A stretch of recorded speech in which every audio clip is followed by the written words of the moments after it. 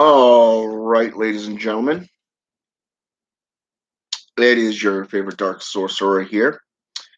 I'm Michael Hyson, and I want to welcome you to this channel if you've never been here before. I know it's been a little while since I've done a video for this channel, and figured it was about time I did another one. Now, over the last few days, or the last week or so, I've had a few challenges in my life that I've had to deal with. Okay. Hey, Astra Magics, how you doing? All right, how you doing?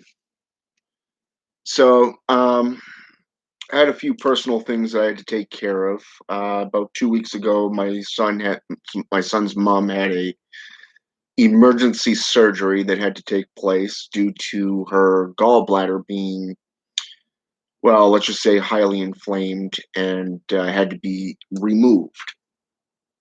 So I've been dealing with the aftermath of that for the last couple of weeks, amongst other things. So, and then dealing with work on top of that in my own practices, my own order, and doing my admin duties for Dark Sorcery. So there's been a lot of things going on and a lot of changes that I've been implementing in my own life. One of them is the fact that I've been kind of pulling away from Satanism for a little bit by little bit here and kind of getting bored with it. I've been doing it for about 30 years. 3 decades is a long time to be doing it. So, because I've been doing necromancy for the last year, almost a year and a half now, I've really come accustomed to these practices and I really do enjoy it. And I'm constantly digging into other aspects of that. And it's led me into Slavic and Baltic and Scandinavian witchcraft, the old world type sorceries that go all the way back to around the 6th to 9th century CE. Okay. And this practice, I was surprised that not only did they incorporate the Christian values into their form of sorcery, but they also perform voodoo practices.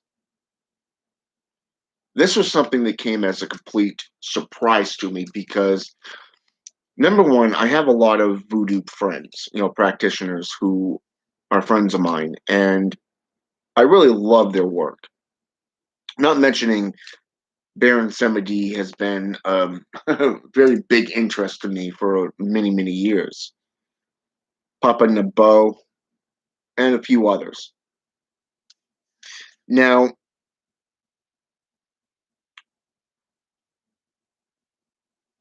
I used to study voodoo just about a little over a decade ago.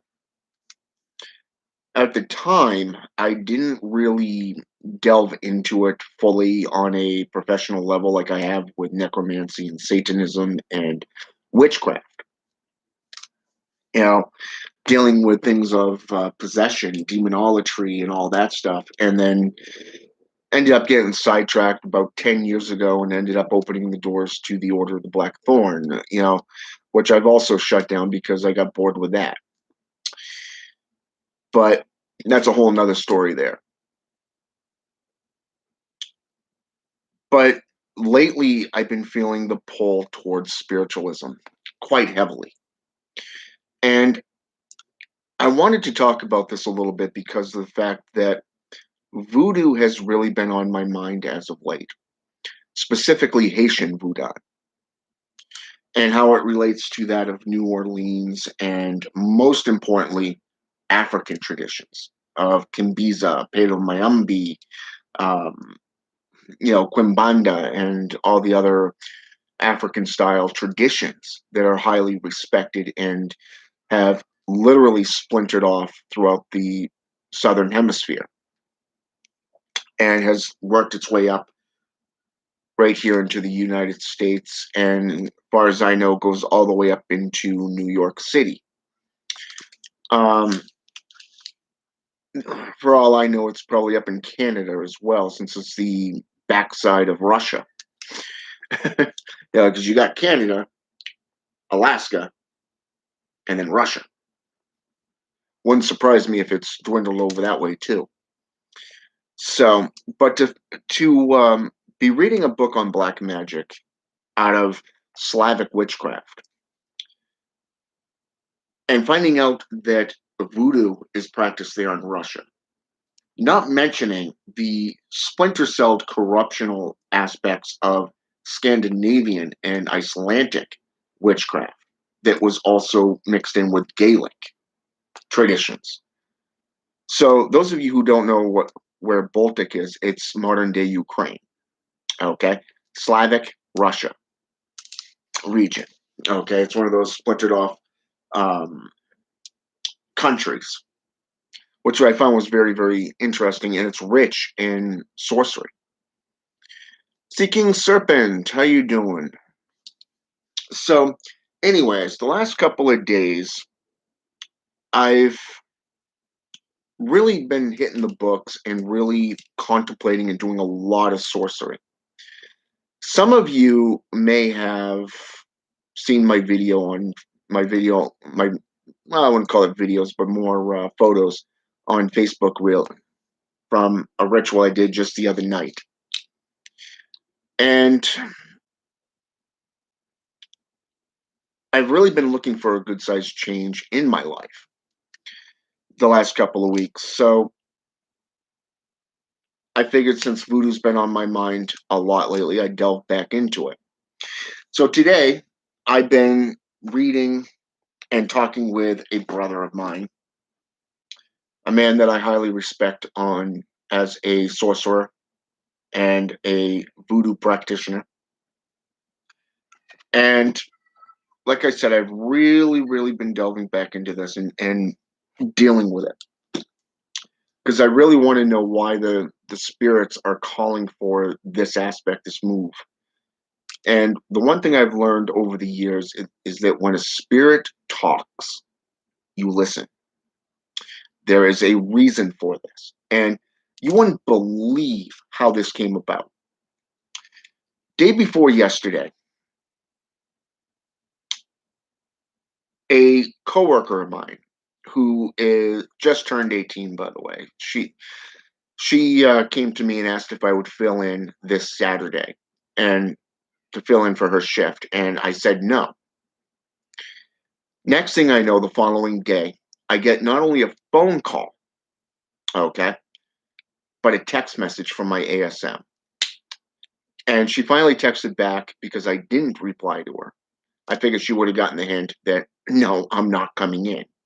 No, I don't want to work on Saturday. I need a vacation type thing from that atmosphere. I've been heavily into that for since this whole coronavirus crap went down.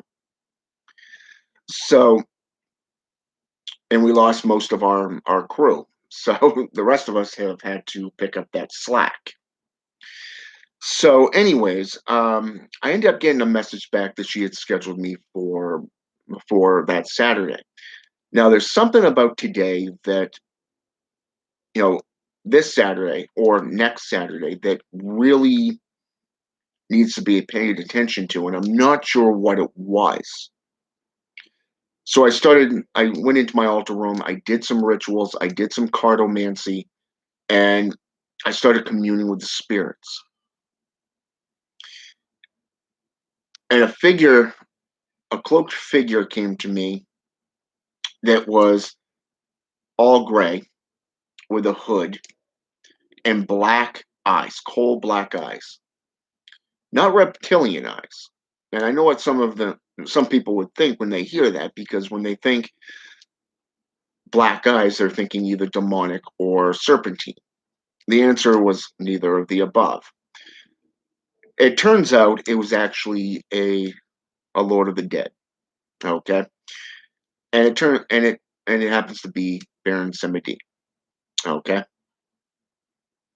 Now, what's interesting to know is that in Voodoo there is numerous beings of the dead, different topics, different um, aspects, some of which I did not know previously until I was talking with a brother of mine today. Okay.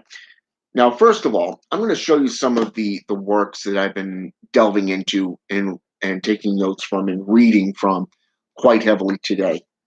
And the first one is one that I've had for years, and it's called Voodoo Visions by Sally Ann Glassman. Okay. Very, very good book, and I do recommend that you get it. Now, her way of doing things is across, I would say, about 50-50 between New Orleans and Haitian, namely meaning Dominican Republic or Haiti region of Voodoo. Okay, Voodoo. The second book is the complete book of Voodoo by Robert W. Pelton. Very, very good book, very insightful when it comes to voodoo. Okay. Not only does it have a glossary, but it has a lot of remedies, a lot of sigils, seals for different things. And one of the big things that caught my attention, the voodoo doll, how to make it. Okay. Not only did it get into some of the areas that I enjoy doing and delving into, such as black magic, but it delves into curses, hexes, jinxes, deals with different, how should I say this, effigies, such as voodoo dolls, grist bags, stuff like that. And most importantly, it gets into alchemy and my very, very favorite thing, herbalism. Okay. Love herbalism. So if you're into those type of things, this is the book to get. Okay. And again, that's a complete book of Voodoo by Robert W. Pelton. All right. Now, my latest book that I got, I've really been, since I first came across this book, you know, I've really been hesitant on getting it. Really, really hesitant. Because there was just something about it that was caught my attention, but yet it was something that was making me drag my feet. Okay. And I came across this book roughly about 4 or 5 years ago. And like I said, it was something that caught my attention that I really didn't know if I wanted to get it or just keep it on the back burner, so to speak. So I ended up going out and buying it about earlier this year. And I've read it probably about twice now. And today, the last couple of days, I've really been delving back in, reading it, getting into it, and really taking notes on a serious level. And it's called Haitian Voodoo by Mambo Chita Tan. And it looks like this. Okay. That book has a lot of gnosis, just like the complete book of Voodoo. Those are more college level type books, the complete theology, the complete um, gnosis of the practice, from the tools to the herbs, you name it, it's the complete details of what it entails. But then you got Sally Ann Glassman's book, which, how should I say this, is watered down. Okay. It's almost like a teenager wrote it. Kind of like kind of like a history lesson within an essay perspective, but still equally as good. She doesn't just go into the history and the backup, history wise of voodoo from Africa and Haiti and New Orleans and stuff like that. But she literally breaks it down into and puts a lot of emphasis on the Hungan, the Mambo, and the Bokor. Okay, very, very. I can't even put into words the emphasis wise of just on those three.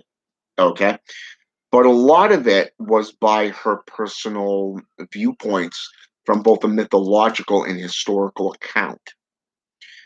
The first quarter of the book was just that, just history, different perceptions of the echelon between, how should I say this, the lesser views compared to the higher views. Okay, like you have the Ugan, you have the priests and priestesses, and then you have the Mambo and the the Hongan.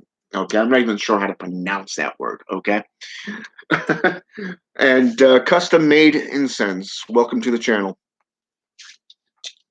So, anyways, as I was saying, she puts the Bokor at the lower end of the totem pole, basically because of the fact that they're viewed as lesser magicians, lesser sorcerers, that are, if found out, would be stoned to death. Basically, it's very, very highly frowned upon to choose that. But she doesn't go into details about how you do this. How do you become a Bokor? How do you become a Mambo? How do you become a Hongo? Yeah, that's a tongue twister. A how should I say this? A Hongan. Okay, and going into the tools and everything. So she really doesn't get into that aspect. So that I was a little disappointed in that viewpoint.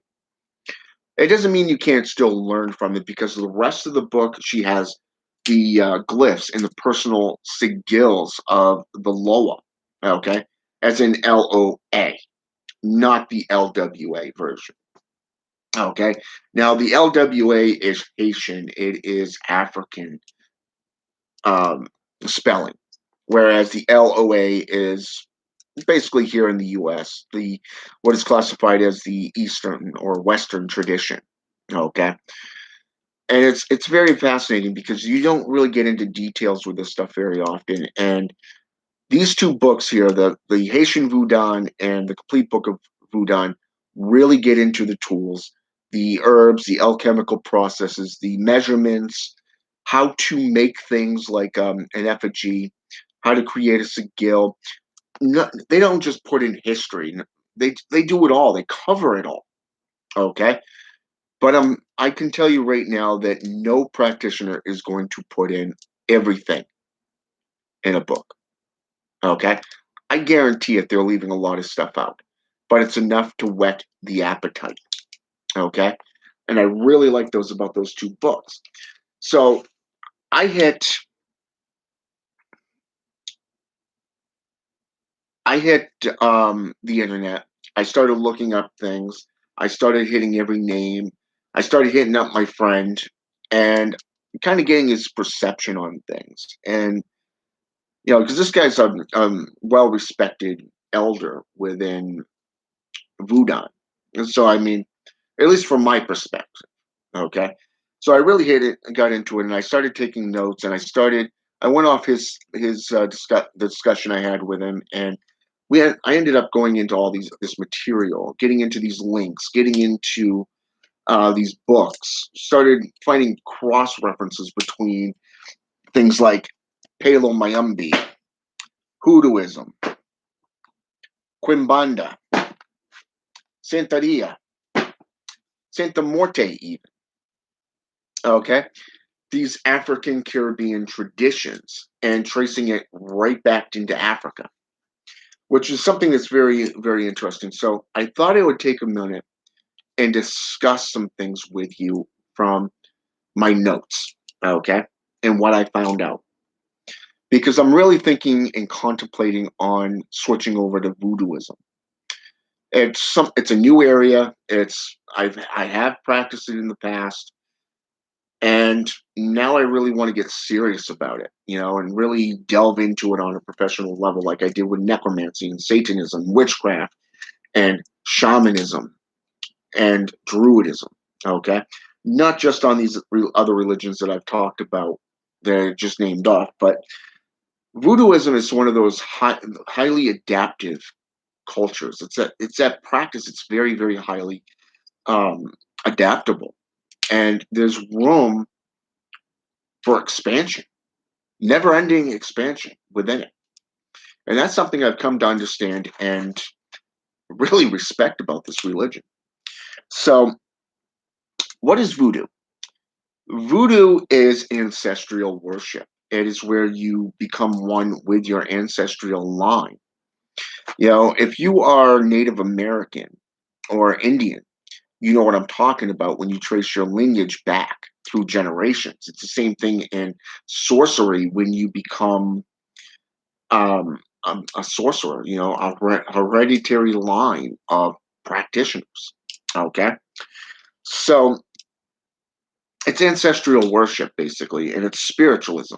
You don't get into voodoo unless a Loa or a spirit has kind of tapped you on that shoulder and said, hey, you know, look over here, you know? So Loa provides spiritual focus and direction. And one of the things I found interesting is that the guides to the community can be observed as the Mambo, which is the female practitioner, by the way, the priests and priestesses, and the Ugan. Okay. Now, this is notes that I took from Sally Ann Glassman's book that I was going through the last couple of days. Now, the Boko, okay, can also be spelled Dyok, works with both hands. And I'll get into this in just a minute. Bokor, which is the Haitian variation of the terminology, okay, means black magician. And sorcerers, those who are sophisticated and renowned within their sorcery and their practices. Okay. I think let's go with E.A. Coetting, S. Ben Cayenne, as an F. Mason. Let's go with Bill Duvendak. Go in with I don't know. Let's go with Guy Creasy. Let's go in with trying to think of a few names here. Let's go with Anton Zandelave. Go into some of these bigwigs who have made an historic commitment to sorcery. Okay. That's basically what a sorcerer is. I mean, some of these names I just named off because they're more modern day. Okay. They're well known out there. Their materials out there these days in a huge front. Okay. But when we get into sorcerers from the voodoo aspect, it's basically somebody who is renowned and well adept within their practice. Okay. And the Boko is basically much like the Mambo and the Hungan. Okay. They're limited to the overall God. Okay. And the willingness. So if we think of it from the JCI perspective, Satan can't do anything, without Yahweh or Jehovah's, permission. That's their way of contemplation on this. Okay. It's the way they've been taught. All right. So therefore, anybody else that is not of their God is of lesser value and lesser magic. Okay. In that way, they these practitioners they really don't do much on a universal level. Okay. And the power level, like the Mambo, the Ungan, okay, the priest or priestess in the Boko, Haitian views the Boko as a lesser practitioner with temporary powers. Okay, basically the selfish powers. Okay, to do what's in your nature for yourself. And I found it interesting because it didn't just talk about the Boko or Bokor as being a selfish practitioner, but like these other titles, the Bokor can serve the community either in a helpful, healthy manner or in a baneful one. And a lot of times today, we view the Bokor as someone who's evil, someone who is in the same category as the warlock within witchcraft, paganism, Wicca, seen as an oath breaker, a liar, a betrayer type stuff. The zombie myth through zombie powders and curses and hexes and stuff like that. You know, the Darok, the dark oak, and druidism, even. This is just how they view them. Okay, if we go into Malawi or Ethiopia regions of Africa, the Bokor path is one that is very frowned upon.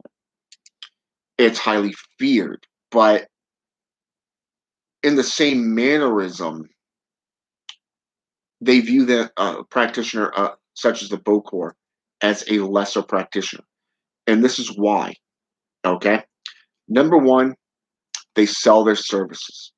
They work with demons and they work black magic. Okay. But in reality, if these other practitioners opened their eyes, they would really see the fact that they do the same thing. Okay. They sell their goods for profit to help their village or their culture, their family, stuff like that. They do everything that a Bokor does. In my own research into the Bokor mythos and the practices thereof, really show this in support. Okay. Now, the personal business is something that a lot of people don't contemplate when they think of the Boko, and this is why the Bokor or Boko can offer services for both healing and destructive magics. And a lot of times people view them as evil, no matter what they do, which is why it's associated with personal gain. Now, the Boko constructs what is called a Wanga. Okay, a wand. How should I say this? It's a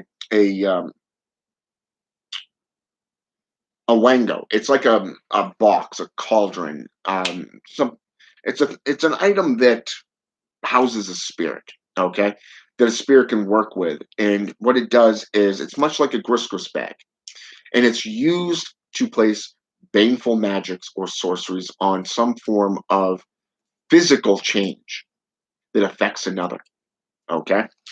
And the Boko is really the only practitioner that actually practices this.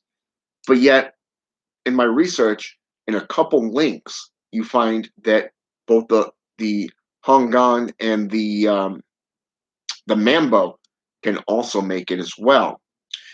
But I also found something that was quite interesting, and the one the Wanga, and I'm going to get into some of these terminologies here because and the definitions of them because I found them spectacular and mind blowing, and I wanted to share them today with you.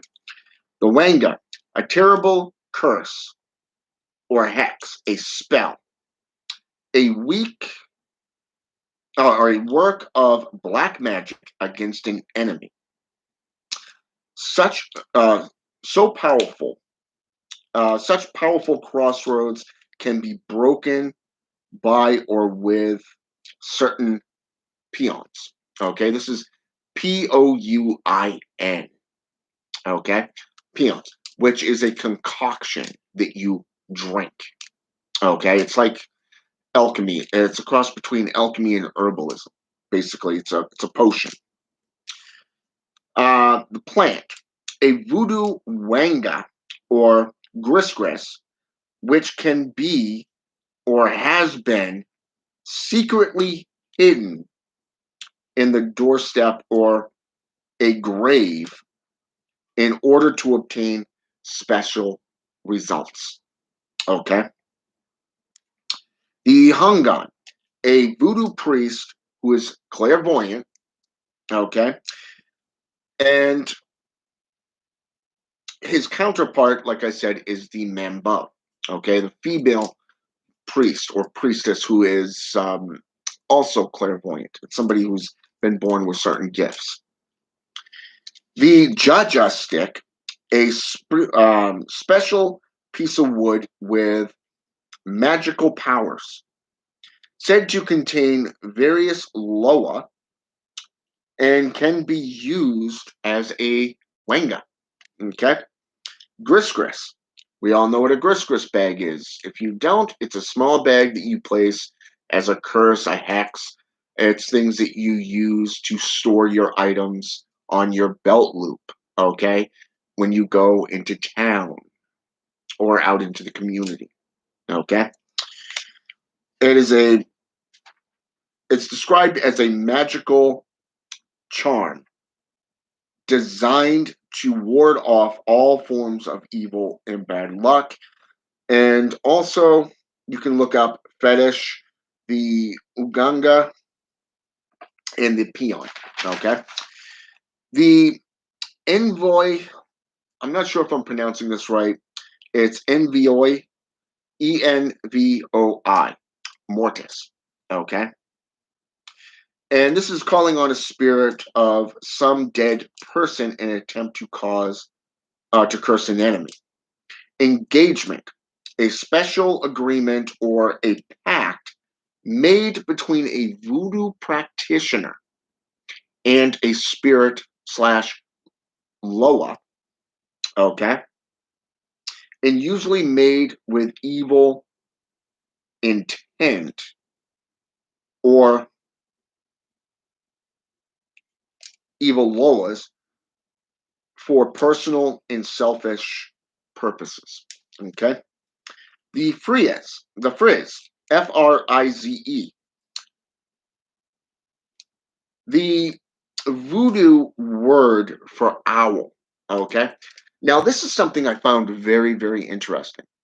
Now, we all know that there are signs and glyphs for practitioners worldwide, amulets that let you know what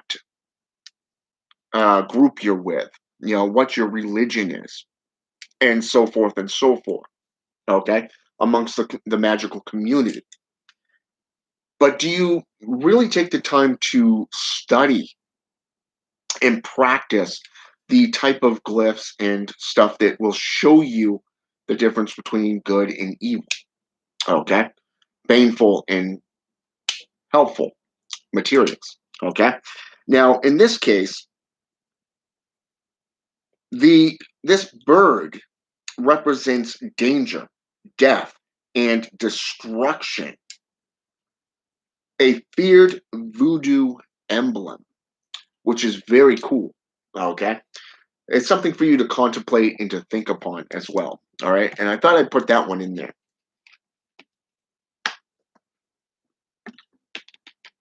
Now, the can be is an illness or pain created by the actions of a loa or through the effects of a wanga.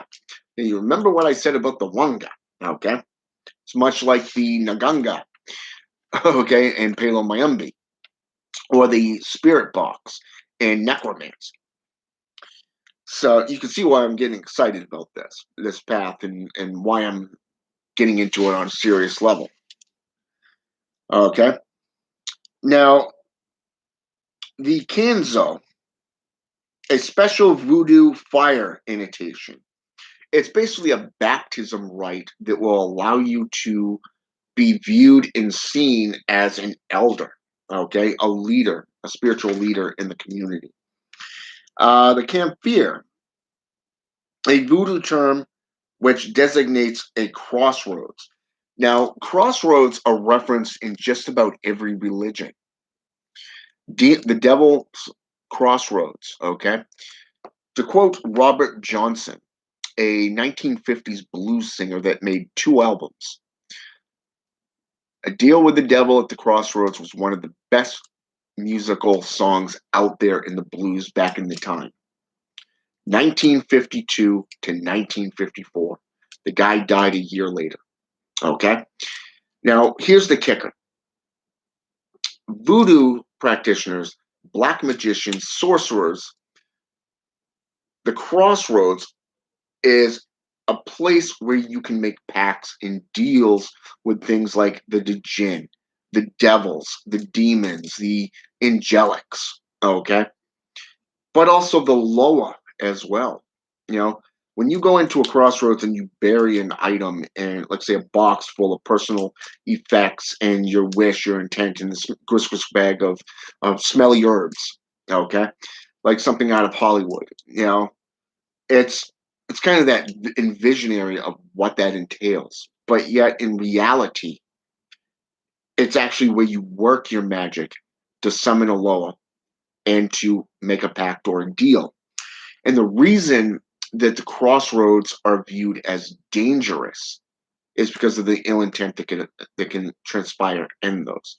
Through nowadays, you can get run over by a car, you know, um, maybe get attacked by bandits or whatever. Okay, a spirit can take your life. There's so many different possibilities. And then you have the Coups Devourers, a zombie or soulless corpse, commonly referred to as the Walking Dead. The Callan Veer, okay, VRE at the end, ceremonial snakes that are harmless, okay? When Loa Dambella is called, okay? Now, I found that personally interesting because Southern Baptists use snakes. A lot of the time, they go by faith through working with rattlesnakes or some form of serpent that is venomous to show their control, their holiness. Okay, but in this case, it's more of bringing these serpents into the ritual when anytime you are preparing to summon Dambella, Baron Samedi, into your circle, into your altar, into your chamber. Okay, so there's a lot of things. Now, I concur, Seeking Serpent. It is very interesting to look into. And Darren Smith. No, actually, I mean 1950s. He was a blues singer between 1950 and 1954. He put out 2 albums, cassettes, and he died in 1955, from what I understand. And he was only in his 30s. He was just a young pup too. So, but yeah, he died in 1950s, and he only put out 2 albums. Let's see.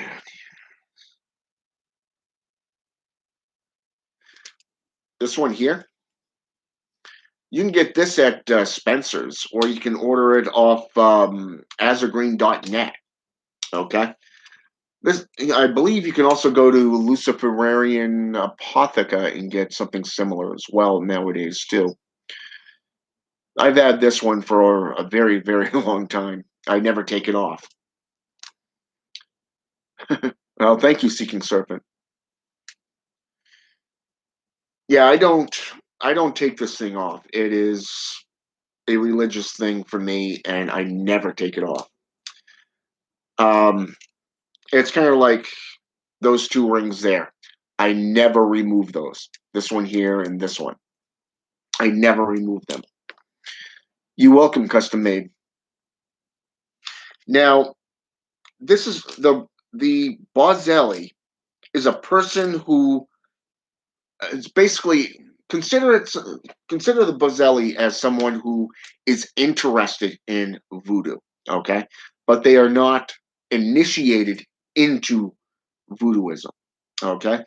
Now, the initial process of what I thought a Bokor was somebody who had been initiated into voodoo and went down the dark side, much like a warlock for personal gain, not dealing with communities, because we all know in communities, it becomes dogma at that point. But Dice Controller 187, welcome to the channel.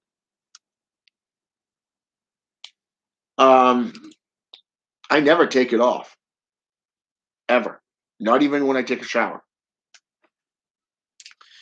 So, anyways, the Bozelli is a person who believes in voodoo, but who has never been initiated into voodoo or voodooism in general.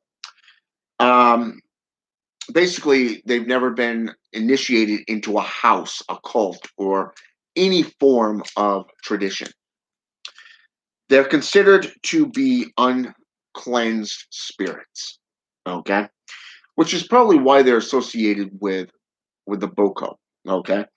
Now, a black rooster is held in high esteem, and this is why.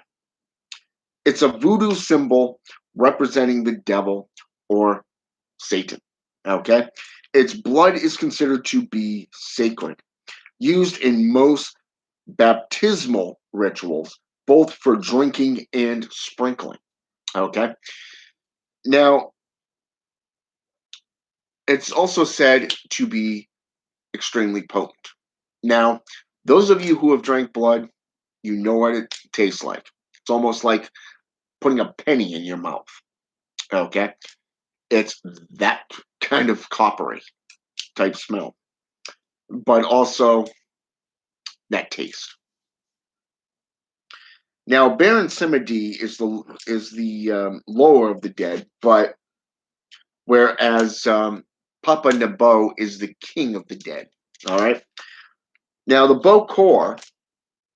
Now, this is where I'm going to get into some things that I think you may find confusing, but also very helpful. Okay, is the Loa? I should say the Bokor is pronounced Bo-Kor, as in Bo-Core. Okay, Bokor, meaning uninitiated magician who, when he enters his peristil, which is basically your ritual chamber, voodoo temple, the one who paid for services is held reliable for any services that you perform. Okay, it is not on the practitioner, but on the payee. Okay, not the Bokor, Mumbo, or Hungan. Okay, Travoy is baneful magic, a voodoo priest who runs a peristil like the Mumbo or the Hugan. Okay. Now, what's interesting to note is that in Voodoo, the mama or papa is like that of the title Bokor in the Dominican Republic, in the same manner as Mambo and Hungan is in Haitian Voodoo. And the funny thing is, these countries sit just like this. Half the country is Dominican Republic, and the other half is Haiti. Freaking unbelievable! And they got that much of a difference. Okay, just those two countries alone. Not mention the history of that entire island.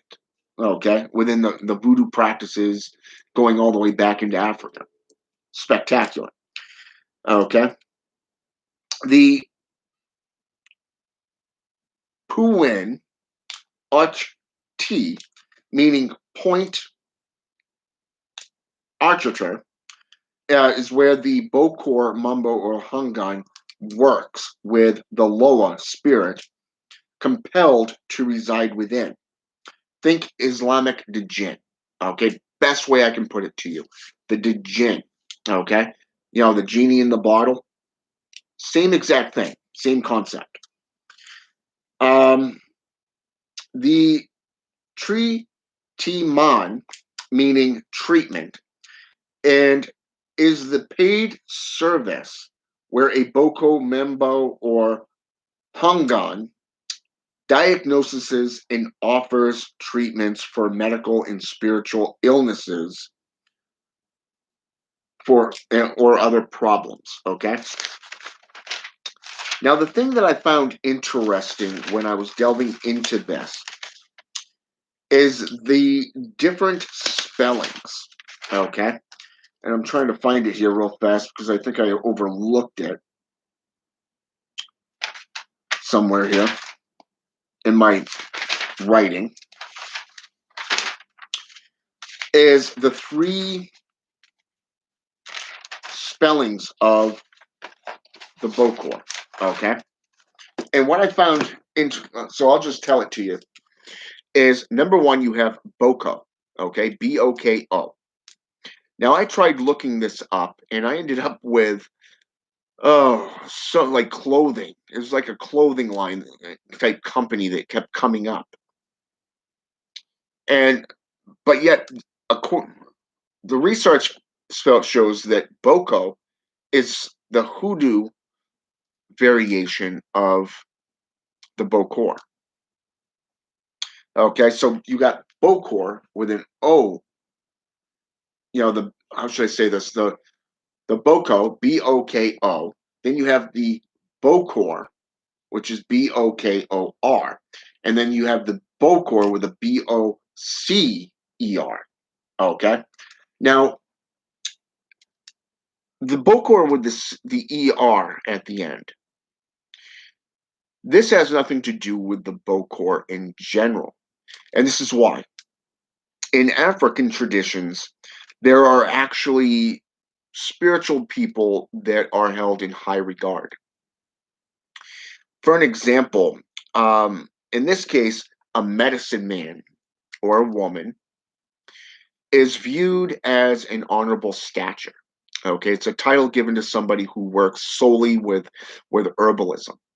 Okay, the witch doctor, on the other hand, is somebody who cleanses, somebody who heals, works with potions or herbs. Okay, but yet these beings, these people, these practitioners are highly practiced. Now, while I was talking with my brother and my friend, he mentioned something that I didn't know.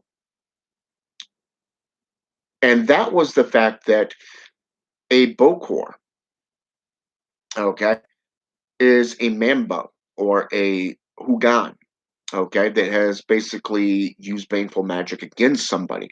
And they're not permitted at that point to do anything such as initiations or taking on apprentices. Okay. And which I didn't realize. But likewise, you have that flip, that flip to that other side of the coin type aspect, where you could start out as a Bokor and then become a Mambo or Hugan. Okay. Very, very insightful. I did not know that. But from what he told me, and from what these other books and my own Google search took place, shows that Sally Ann Glassman's approach of the Bokor being of lesser form of magic really is incorrect. Okay. Very, very incorrect in that area. Because from what I can gather from those who are actual practitioners of voodoo, those and have been practicing it for years now. I have a friend in Africa. I've got a friend that lives down in New Orleans. I've got friends all over the place that are in one religion or another, a philosophy of practice. And those that I've talked to about this have all said the exact same thing. These these titles are of equal power. The only thing that differentiates what they do on a universal or grand scale is that one true God. Okay, that one superior God. Okay, that allows them to do some things, but not others. Okay, which I found very, very interesting. And I looked at my friend, and like I typed back to my friend, and I said, so basically, it's like the Christian versus the devil or concept, or that of, say, the witch versus the warlock concept, the druid versus the Darak, you know, light versus dark, good versus evil type thing, where you have a superior being controlling everyone else. It's that same dogma that basically is derived out of religious stature. And it's very interesting. And he came back and he told me about this, and I'm like, so basically what the viewpoint that Sally Ann Glassman made was incorrect. And he said, yeah. So it's like, damn. Okay. So then I started going through my other books. I started going into these offshoots, and I hit the Google quite hard. I can't tell you how many notes I've taken outside of what I just read you. But trust me when I tell you, there is so much that goes into voodooism and why so many have such respect for it. Not just the spirits themselves, such as the Loa, but a lot of which really shows the gatekeepers. Okay. Black magic, demonolatry, you have the nine infernal gatekeepers. And voodoo, you have Papa Legba. So I mean, you got to work with the messengers, the gatekeepers, the crossroads. Even in the Red Book of Appin, it tells you that you go into a woods, you come to a crossroads, and you're met with a wizard. Okay, and before you can become a wizard, guess what? You got to be initiated.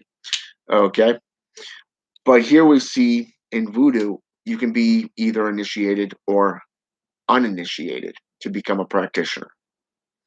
That much is very much clear through my own personal studies. And I'm going to continue studying this, and I'm going to be practicing it as well. So I'll keep you up to date on that. So,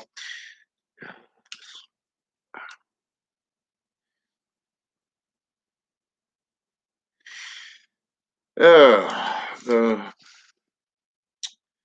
spider and the butterfly, the green butterfly, cultism, grimoire traditions. Now, personally, I never got into that aspect because of the fact that, to me, a lot of the grimoire traditions are watered down, they're corrupted by the Christians. But we also know that a lot of the religions, like, say, voodoo and hoodooism, even Santa Morte, or, say, Santeria, Pedro Mayambi, works with Christian deities such as the Roman Catholic Mother of Jesus Christi, for an example. Okay. Now, I have read about it, and to me, it seems more of a thought form, much like, how should I say this? Higher and lesser magic concepts of thought, the microcosm versus the macro. And I'm using this as my own terminology here. I know E.A. Koetting spoke on this. He actually has a book out, a grimoire, on this as well, that he put out through How to Become a Living God. But it's something that I personally never got into. I never really delved into it. Something that never really interested me on a personal level. And you are welcome, Dice Controller. Uh, well, and on top of that, when it comes to possessions, or possession states, such as demonic possession, or any other kind of possession, such as spiritual possession. Christians refer to it as Pentecost, where people from various different tongues came together, and all of a sudden they spoke as one. Um, and black magic, you have people who willingly invoke demons into themselves. My good friend and brother, Joseph Nunn, aka Behemoth X, here on YouTube. Okay, his rituals are by let's just say off the freaking chain. Okay, plain and simple. He took it to a whole new level of rituals. Okay, especially demonic possessions, where he catches it on tape and he's revealing it. Okay, but then you have those that, outside of those who choose to become possessed and work with demons, such as demonolators, Satanists, black magicians, sorcerers, dark pagans, even. You know, a lot of us use possession to learn from a deity, to get to know them, to get to know their energy, and to grow in power ourselves. However, in possessive states, there are those who really don't ask for it, they don't go out seek it, and they get taken over by hostile forces. You know, this is the Roman Catholic tribute to the Book of Exorcism. Okay, the Book of Exorcism. Okay, and this is where they come up with the demonic possessive state, where there are 4 classifications of possession. Now, E.A. Koetting actually spoke of 5. Okay, and some links on Google also contribute to 5 states of possession. But as for the green butterfly, that's just something I never got into. I never really cared to. So I'm trying to get back up here. Let's see. Ethan Ross, welcome to the channel. But and I agree with you, Ethan Ross. Probably wise to have someone else around anytime you aren't fully in control of your body. Hell, even in voodooism, there's actually a sidekick that will step up when the priest or priestess gets taken over by a Loa. So, I mean, even in necromancy in the old days, with clergy performing necromantic rites out in a cemetery, it was always the master and the apprentice. You always had that second person there. I think the only one that I've read that didn't have somebody there with them was Elvis Levi. Okay, his book, what is it? Doctrines and Rituals of High Sorcery, I think it was. I can't remember the exact name. I have it somewhere around here. And he basically was given material and forced to do this. He had 3 days to do this, and he ended up meeting a spirit one-on-one, and it scared him so bad he went back to his old ways of practice. He went back to the Klapoth, the Hermetic systems, and the Kabbalah, where he never went back to black magic again. So he's the only one that I've come across, grimoire tradition-wise, that didn't have somebody with him. But I do concur that with a lot of these religions that you do need to have a second there, just in case. It doesn't matter if you want to do like Joseph Nunn and have a camera going while you're performing these rites, I mean, hell, I do the same thing, okay? I have a camera, I have a tripod that I can place my cell phone on, and I just hit record, and it's tapped into my laptop, okay? So, I mean, it's one of those things where you may not be aware of something going on around you or with you. It could be you're sitting there doing a ritual, and all of a sudden, you're seeing things one way, but yet the camera catches something else, okay? That's demonic possession. That is why you have another there. Hoodooism is very, very unique. It's a very unique practice, which is an offshoot of voodoo, and it's very well. Let's just say a friend of mine classified it like this: Hoodooism is one of those crafts where it is a personal interest for power. Think of great witchcraft.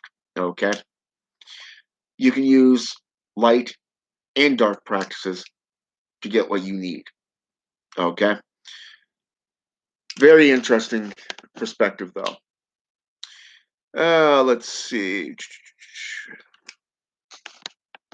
Yeah, same here. And I've even posted on some of mine on my channel, but not since I rearranged my altar and set it up into a whole new foundation. Let's see.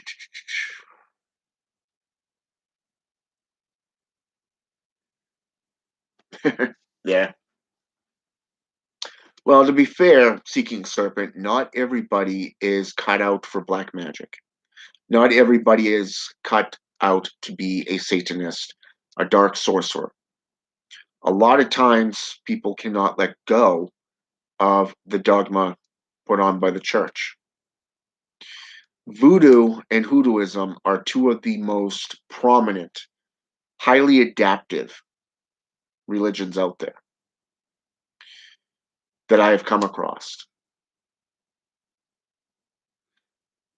Well, one book that I actually frequently go by, this controller, is Cursing and Crossing.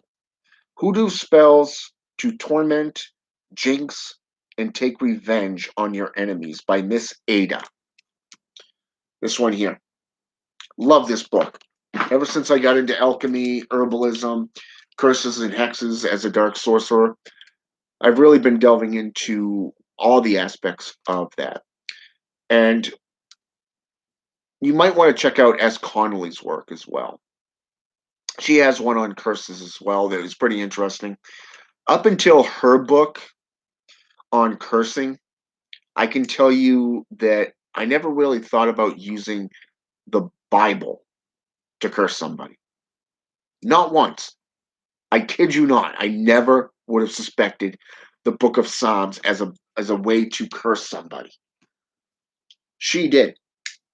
Okay. And I have to applaud her on that one. I really do. It's very it was a surprise, mind-blowing shock and everything. And I actually went into the scriptures that she mentioned in her book, and I went into the Bible and I actually looked it up myself, and I'm reading down through it, taking notes, and it's like, damn, she's onto something here. So yeah, I would recommend that book to you on Hoodooism. But there aren't really many books on Hoodooism out there. At least some that are up to this par. Okay. Now I showed you the books for Voodooism that I've been going by and getting into. The other ones that I had for Voodooism got lost in my last library that I had that I lost when I was down in South Tucson. So, but I'm in the process of building up my personal library again. So, yay!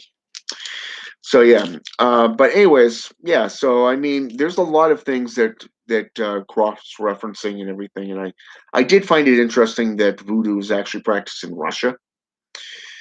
That was a surprise to me as well. Look up Slavic witchcraft, Slavic black magic, and stuff like that, and you'll find what's her name, Heather something. I can't remember her name offhand. I'd have to go digging in my bag over there, and I'm really not in the mood to do that. So, but yeah, it's called Slavic Witchcraft, and she released another one back in what was it, September of last year, I think, August area, and it was a follow up book called Black Magic. Very good books, and she's actually a voodoo practitioner as well, which I found you know, interesting because of the fact that number one, she's practicing Slavic sorcery, which is based off Scandinavian traditions, Gaelic positions, and Icelandic traditions.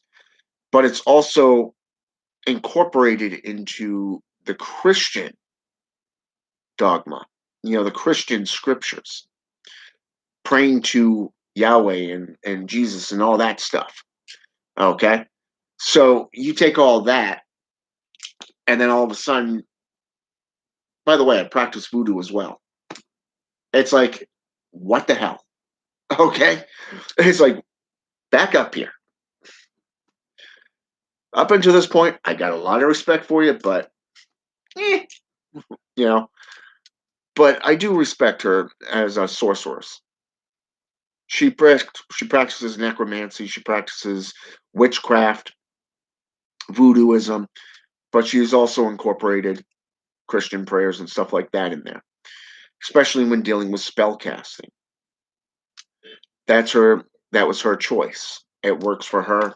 Got nothing against that. You know. But if you're going to delve into voodoo or any other religious philosophy, I would. Daddy is doing a video. You need to go someplace else, please. And yes, that was my familiar. She likes to be at my feet at all times. It's like she's guarding me for some reason. But anyways, my point is this: when you're delving into any system, it's very helpful to get into it by various different sources, different um, traditions of it, even. Because you have voodoo that's practiced in LA, you have voodoo that's practiced in New York, you have voodoo that's practiced in New Orleans, you have Jamaican voodoo, you have Haitian voodoo, voodoo in Ethiopia, Malawi, and Congo regions. Okay, it's world over, and to see the different perceptions of how it's practiced, how they're viewed, not just by people who are actually um, practitioners, history, mythology, um, the different practices, even get into it. Don't pussyfoot around, just jump into it. Get into the work, get into the readings. Don't be afraid to roll your hands up, get into the rituals, start experimenting and calling on the Loa, the Ugan, the demons, whatever, and start a grimoire. Okay? Get a grimoire going. Okay, this is just a 3-ring binder, just on voodoo. Okay? I can tell you, I get dozens of these that I've been working. Every system of magic that I've worked with, I have a grimoire on. Okay? I have a journal that I keep, and I have a black book. Okay? Why? The journal is a way to help you organize your thoughts, your reading, of interpretations of the rituals that you do. And when they show you things, either visual or you're hearing things, you're looking at your rituals of what worked and what didn't. It's a way for you to grow, to mature, and to evolve. Okay. Whereas a grimoire is just something where you could share with your coven, your cult, your house. Okay. And everybody can have that. Whereas the black book is the main book that everybody gets copies from. Okay. So these are just things for you to look into. Okay. I just gave you a little bit of terminology and outlooks on the Bokor. Okay. Voodooism, not just the titles that are given, but everything like that. And there's so much more that I didn't talk about or get into. Exactly. Gnosis. Hidden gnosis. Going down through this, I actually ignored my son and his mother today because I had my face stuff literally in books. Around this table that my laptop's on is full of freaking books. I got books on each shelf underneath. Some over here, down here. Okay? Researching is exciting to me. Practicing is exciting to me. Evolving in these practices and finding something new that speaks to you. That is what practices like this is about. Okay? And it's also one of the reasons that voodooism is one of the most highly adaptive practices, is because of that alone. Every time it's gone into a culture, it's adapted. You got splinter cells like Santeria, Pedo Mayumbi, Quimbanda, Umbanda, Tembiza, Brujeria. That's just southern US, Central America, South America, Cuba, Haiti, Dominican Republic, the English Islands, or French Islands, or whatever the hell they call those damn things, all the way over into Africa. It has evolved that many times. I got nothing but respect for voodoo.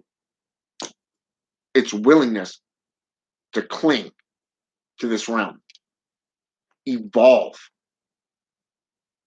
to survive.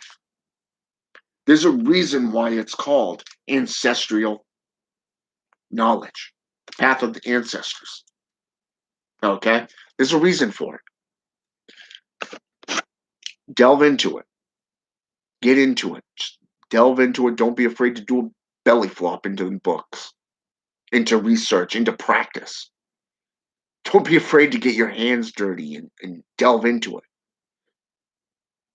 It's incredible. But for now, that's what I wanted to discuss with you. I hope you learned a lot. I hope that you've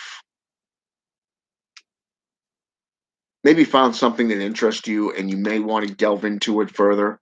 I gave you some good sources here, you know, to start out with. Let's see where it takes you. All right?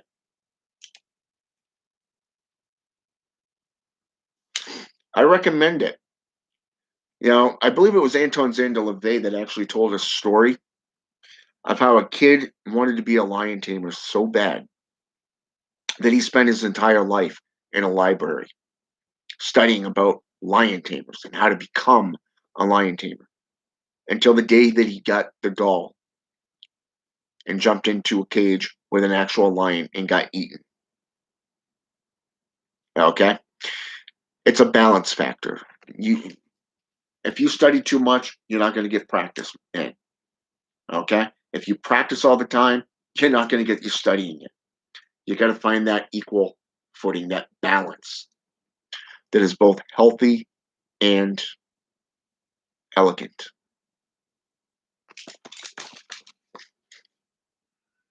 Oh, now you're just being mouthy.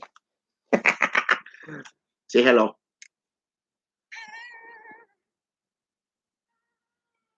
Oh, really? So, yeah. Anyways, I figured I'd let her put her 2 cents in real fast. But anyways, that's the video. And you're welcome, Dice Controller. I want to thank everybody who's jumped on here with me. Thank you for coming on. Thank you for asking questions and to participate. And for those of you who have yet to come on, I hope this has been intellectual. I hope it's been enlightening. And I hope you do delve into the practice. So, with that said, have a good night. Yeah, I found her when she was 6 months down in Texas.